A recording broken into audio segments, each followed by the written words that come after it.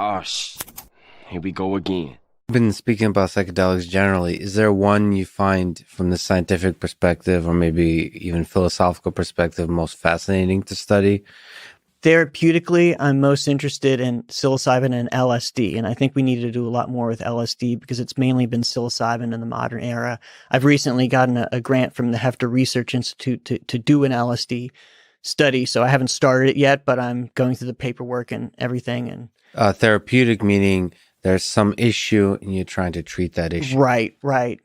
In terms of just like what's the most fascinating, understanding the nature of these experiences, if you really want to like wrap your head around what's going on when someone has a completely altered sense of reality and sense of self, there I think you're talking about the high dose, either smoked, vaporized, or intravenous injection, which all kind of they're very similar pharmacologically, of DMT and 5-methoxy-DMT. This is like when this is what, I don't know if you're familiar with Terrence McKenna, he would talk a lot about smoking DMT. Joe Rogan has talked a lot about that. People will say that, and there's a close relative called 5-methoxy-DMT. Most people who know the terrain will say that's an order of magnitude or orders of magnitude beyond, I mean, anything one could get from even a high dose of psilocybin or LSD. I think it's a question about whether, how therapeutic. I think there is a therapeutic potential there, but it's probably not as sure of a bet because one goes so far out. It's almost like they're not contemplating their relationship and their direction in life. They are like, reality is ripping apart at the seams, and the very nature of the self and of the sense of reality.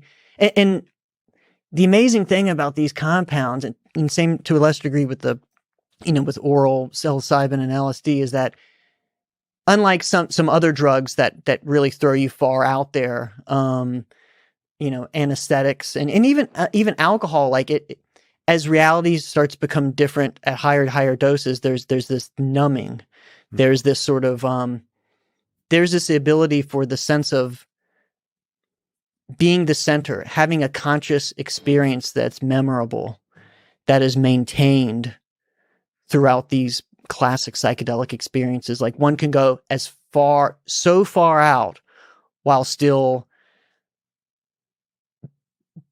being aware of the experience and remembering the experience. Interesting. So being able to carry something back. Right.